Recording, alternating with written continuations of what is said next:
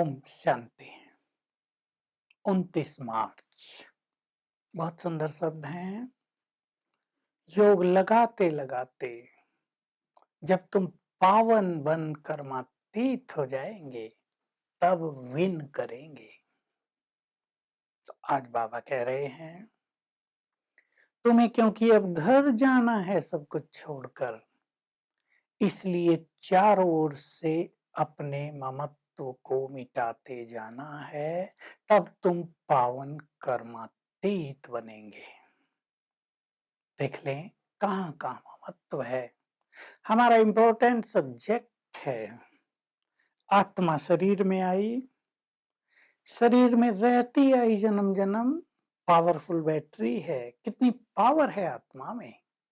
जन्म जन्म शरीरों को चलाती आई, लंबा चौड़ा पाठ बजाती आई। शरीरों में रहते रहते आत्मा के अंदर देह से 5 तत्वों से ममत्व हो गया। बहुत गहरी बात बाबा कह रहे हैं। जब आत्मा शक्तिशाली है तो सहज शरीर लेती है, छोड़ती है। 5 तत्व उसको आकर्षित नहीं करते। आत्मा कमजोर हो जाती है तो 5 तत्व अर्थात देह उसको आकर्षित करने लगता है, और ये ममत्व बढ़ते बढ़ते आत्मा मौत से डरने लगती है।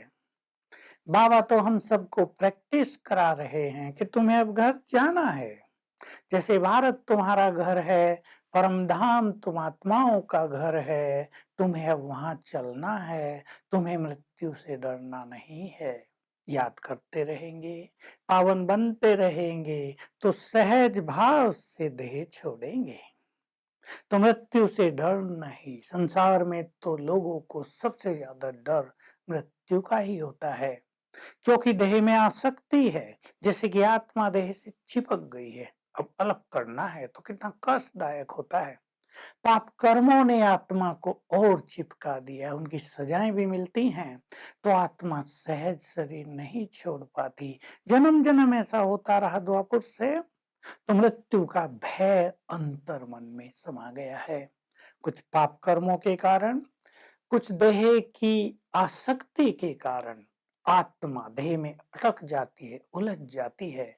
इसलिए देह जल्दी छूटता नहीं। ये सब हम रोज देखते रहते हैं। जो पुण्य आत्माएं हैं वो सहज शरीर छोड़ती हैं। तो बाबा हमें ये ड्रिल कराते हैं, तुम अभी इससे आत्माभिमानी होने की प्रैक्टिस करो।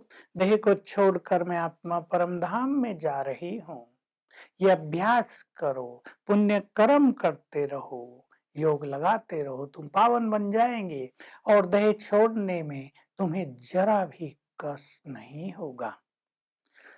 तो बाबा हम सभी के लिए स्वर्ग की स्थापना कर रहे हैं, सुखधाम रच रहे हैं, जहां हमारे लिए सुख ही सुख होगा।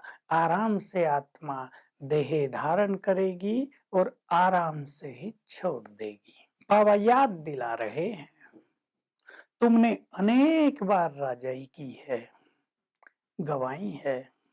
मैं पुनः तुम्हें राजाई देने आया हूँ। ये ड्रामा बना बनाया है, इसमें मोक्ष की बात नहीं कि हम ऊपर चले जाएंगे मुक्ति धाम में फिर वापिस आएंगे ही नहीं। सबको आना ही है, सबका पार्ट इस विश्व के ड्रामा में निश्चित है।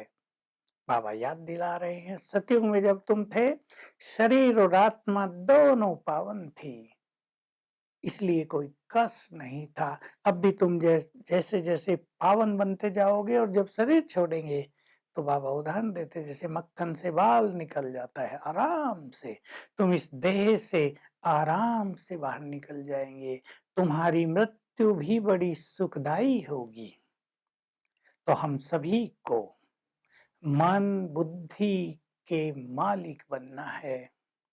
मन में जो विचार व्यर्थ चलते हैं, दृष्टि जो व्यर्थ में जाती है, फिर बुद्धि उस पे चिंतन करती है, यानी उसे साथ देती है, फिर वो संस्कार बन जाता है। लेकिन हमें तो ईश्वरीय बुद्धि मिली है। हमें अव्यर्थ से स्वयं को मुक्त करना है, व्यर्थ देखने से भी मुक्त, व्यर्थ सोचने से भी मुक्त। तो बुद्धि हमारा साथ देगी, बुद्धि साथ देती ही है। तो हमारे संस्कार बहुत ही श्रेष्ठ बन जाएंगे।